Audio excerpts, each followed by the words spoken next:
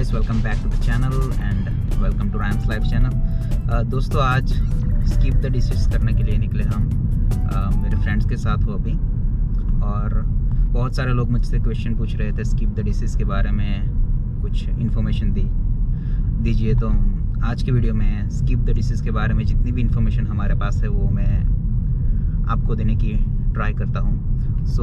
सबसे पहले 2-3 क्वेश्चन थे कि कितना पेमेंट मिलता है, कैसे मिलता है, और करना चाहिए या नहीं करना चाहिए, स्टूडेंट्स के लिए अच्छा है या नहीं। बहुत सारे क्वेश्चन थे, तो वो सारे क्वेश्चन कवर करने की कोशिश करता हूँ इस वीडियो में दोस्तों। तो सबसे पहला जो है वो पेमेंट के बारे में दोस्तों, कि कैसे आपको पे मिलता है स्किप द डिशेस में। दोस्तों सबसे पहली जो चीज़ है इसमें, तो आपका जो सोर्स है वहाँ से जो डेस्टिनेशन है, मतलब आप जिस भी रेस्टोरेंट या स्टोर से आप पिकअप करते हो ऑर्डर को, और जहाँ पे आपको डिलीवर करना है, उनके बीच का जो टोटल डिस्टेंस है उसके हिसाब से आपको मिलता है स्किप द डिशेस की ओर से पेमेंट। और इस मतलब कोई फिक्स्ड नंबर नहीं है कि इतने किलोमीटर का आपको इतने डॉलर मिलेंगे, बट थोड़ी स्किप हमने की है तो हमने ऑब्ज़र्व किया है कि करीबन 7-8 किलोमीटर अगर आप चलाते हो अपनी गाड़ी, तो आपको करीबन $4 to $5 का पेमेंट देते हैं वो लोग। और उसके ऊपर जो भी टिप्स आपको कस्टमर देंगे वो उसके ऊपर होती है। उसके हिसाब से आपका टोटल कैलकुलेशन होता है आपका पेमेंट का। एक अंदाज़ा देता हूँ दोस्तों कि कितना बेनिफिशियल है और आपको करना चाहिए या नहीं, इसके ऊपर से आपको ये आइडिया मिल जाएगा दोस्तों। करीबन 2 दिन से हम लोग ये कर रहे हैं, मतलब आज दूसरा दिन है, कल भी किया था। टोटल हमारे आवर्स हुए करीबन 14 आवर्स 2 दिन के। अभी 1 घंटा बाकी है, 1 घंटे में हम ख़त्म करने वाले हैं ये शिफ्ट को। करीबन हमारा पेमेंट $193 तक पहुंच चुका है सिर्फ $14 में। अभी 14 आवर्स में, अभी 14 आवर्स ख़त्म भी नहीं हुए, थोड़ा टाइम बाकी है। इसके ऊपर से आपको थोड़ा अंदाज़ा मिल जाएगा कि आपको किस तरह से पेमेंट मिल सकता है और कितना आप अर्न कर सकते हैं स्किप द डिशेस करके यहाँ पे सस्कैचुअन रजाइना में। और दोस्तों एक दूसरी चीज़ जो बहुत सारे लोगों के अंदर कन्फ्यूजन होगा कि स्टूडेंट्स ये कर सकते हैं या नहीं, तो दोस्तों 2 मेन इन्फॉर्मेशन मैं आपको बता दूं कि स्टूडेंट्स यहाँ पे इंडियन ड्राइविंग लाइसेंस पे गाड़ी चला सकते हैं सस्कैचुअन में। हर प्रोविंस में इसके लिए रूल्स अलग अलग होते हैं। सस्कैचुअन में क्या है कि आप इंडियन लाइसेंस पर ड्राइविंग कर सकते हो। तो सबसे पहले आपको चाहिए कार। अगर आपके पास आपकी कैपेसिटी है कि आप कार ले सकते हो, आपके पास कार आने के बाद आप कभी भी स्किप द डिशेस कर सकते हो, बिकॉज आपके पास इंडियन ड्राइविंग लाइसेंस है। अगर है तो यहाँ का ड्राइविंग लाइसेंस लेने की आपको ज़रूरत नहीं है, पर्टिकुलरली फॉर द सस्कैचुअन। दूसरे प्रोविंसेस में रूल्स अलग हो सकते हैं। जहाँ तक मुझे बताया ओंटारियो में आप नहीं चला सकते इंडियन ड्राइविंग लाइसेंस के ऊपर। ये सारा हिसाब किताब था उसका। एक इम्पोर्टेंट चीज़ है दोस्तों कि यहाँ पर बहुत सारे लोगों ने मुझसे कहा कि स्किप द डिशेस के जो आवर्स है वो आपके पार्ट टाइम आवर्स, यानी कि 20 आवर्स पर वीक जो एज अ स्टूडेंट आप पार्ट टाइम जॉब करते हो उसके अंदर काउंट नहीं होते, ऐसा बहुत सारे लोगों ने मुझसे कहा। बट दोस्तों एक चीज़ मुझे समझ में नहीं आ रही है कि आपकी जो सैलरी होती है स्किप द डिशेस की, वो सीधे आपके बैंक अकाउंट में जमा होती है, वो डिपॉजिट होती है सीधे आपके बैंक अकाउंट में। बैंक अकाउंट सीधा सिन नंबर के साथ कनेक्टेड होता है। ये कैसे पॉसिबल है कि आपके आवर्स काउंट नहीं होते हैं, ये मेरी समझ में नहीं आ रहा है, मेरी समझ से तो बाहर है दोस्तों। इस चीज़ के ऊपर मुझे थोड़ा बोलना था। मैं आपको कम्प्लीटली ये सजेस्ट नहीं करूँगा कि as a student you can work like any amount of hours as you want for the skip the disease, because I am not completely sure about this. And one thing is that in Saskatchewan it is not mandatory to submit the SIN number for working in the skip the disease job. बहुत सारे लोगों को ये लगता है कि hours count नहीं होते हैं स्किप द डिशेस के, बिकॉज आपको सिन नंबर सबमिट नहीं करना पड़ता है यहाँ पर, because it is not mandatory to submit the SIN number for Skip the Dishes job. But दोस्तों मेरी समझ से ये तो बाहर है कि कैसे अगर आपकी सैलरी सीधे आपके बैंक अकाउंट में डिपॉजिट हो रही है, बैंक अकाउंट तो लिंक होता ही है सिन नंबर के साथ, it should goes through the SIN number, right.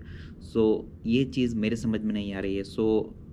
मैं आपको सजेस्ट नहीं करूँगा अभी तो फ़िलहाल, बिकॉज मेरे पास पूरी इन्फॉर्मेशन नहीं है कि आप जितने घंटे काम करना चाहो उतने करो स्किप द डिशेस में। बट अगर आपके पास कुछ ज़्यादा इन्फॉर्मेशन है इसके regarding, then please do comment in the comment section below and let us know. और इसके ऊपर अगर मुझे कुछ ज़्यादा इन्फॉर्मेशन मिलती है in the future, then I will definitely share with you guys. Okay दोस्तों, तो एक और चीज़ आपको ऐड करके बता देता हूँ इस वीडियो में दोस्तों कि आपका पेट्रोल का खर्चा और आपकी जो अर्निंग होती है उसके डिफरेंस कितना है और आपके लिए बेनिफिशियल रहेगा कि नहीं। सो करीबन 14 आवर्स हमने ये ड्यूटी किया, करीबन 14 आवर्स किया, अभी आधा घंटा बाकी है जो कि बट हमारा पेट्रोल का कॉस्ट करीबन $30 हुआ और अर्निंग करीबन 200 के करीब पहुंच गए, $200 के। सो ये बहुत ही ज़्यादा बेनिफिशियल है, हम ऐसा कह सकते हैं। और एक दूसरी चीज़ जो आपको बतानी थी कि टिप्स, क्या यहाँ पर पब्लिक टिप्स देती है, बिकॉज़ जो भी मेन अर्निंग है हमारी वो टिप्स पे ही होगी कि जो भी कस्टमर हमें टिप्स देंगे उसके ऊपर ही सबसे ज़्यादा अर्निंग होती है। सो दोस्तों बता दो कि कई ऑर्डर में हमें बहुत सारे टिप्स मिले हैं और ये जो मैंने टोटल कॉस्ट बताया उसमें से करीबन $80 या उससे थोड़ा ज़्यादा टिप्स के ही हमें मिले हुए हैं। तो ये एक बहुत अच्छी बात है। कभी कभी ऑर्डर के जो कॉस्ट होते हैं उससे भी ज़्यादा टिप्स दे देते हैं कई कस्टमर्स। सो या बेशक टिप्स मिलती है। और मेरे हिसाब से तो अगर आपके पास यहाँ पर गाड़ी है और आप स्टूडेंट हैं, आप एक्स्ट्रा कुछ अर्निंग्स करना चाहते हैं तो आपको बेशक स्किप द डिसीज़ में ट्राई करना चाहिए। बहुत ही अच्छा जॉब की एक अच्छी अपॉर्चुनिटी है आपके पास, ऐसा कह सकते हैं। और जो भी डायरेक्ट आ रहे हैं जो लोग पीआर पे, उनके लिए भी अगर स्टार्टिंग में थोड़ा डिफ़िकल्ट है, मोस्टली हमने देखा है कि वो लोग यहाँ आते ही कार ख़रीद लेते हैं। सो आई थिंक उनको एक सजेशन है कि आप सीधा स्किप द डिसीज़ स्टार्ट कर सकते हैं स्टार्टिंग पे, फिर आपको जैसे जैसे जॉब मिलता जाएगा आप सेट होते जाएंगे, उसके बाद आप ये बंद कर सकते हैं। बट एक अर्निंग का बहुत बढ़िया सोर्स हम कह सकते हैं स्किप द डिसीज़ जॉब को यहाँ पर।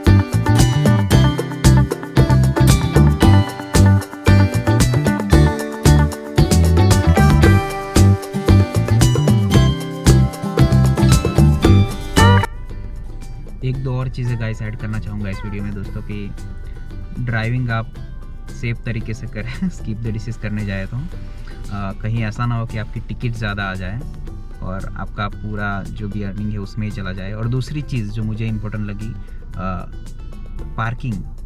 कई जगहों पर मेनली जब आप जो भी एरिया बहुत ज़्यादा बिजी है या फिर आप डाउनटाउन जैसी जगह पर आते हो जहाँ पे पार्किंग का थोड़ा प्रॉब्लम होता है, उस जगह पर आपको पार्किंग करने के लिए थोड़ा देखना पड़ेगा। बिकॉज़ अगर आपने कहीं ऐसी वैसी जगह पर पार्क कर दिया तो आपकी टिकट आ सकती है और आपको पे करना पड़ेगा पैसा।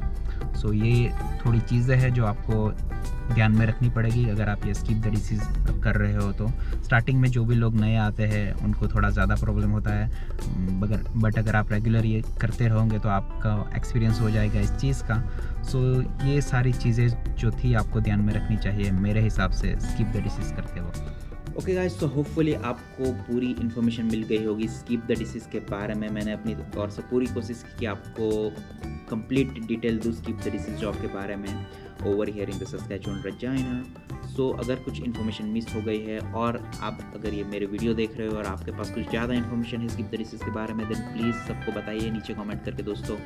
और इसके अलावा भी अगर आपको कुछ चीज़ें हैं जो जाननी है तो प्लीज़ मेंशन कीजिए in the comment section below, so I will make video on that topic. अगर आपको ये वीडियो पसंद आया दोस्तों तो लाइक कीजिए, शेयर कीजिए इस वीडियो को और सब्सक्राइब करना बिल्कुल ना भूलें राम स्वाइप चैनल को। मिलता हूँ आपको नेक्स्ट वीडियो में friends. Till then you take care my friends and bye bye.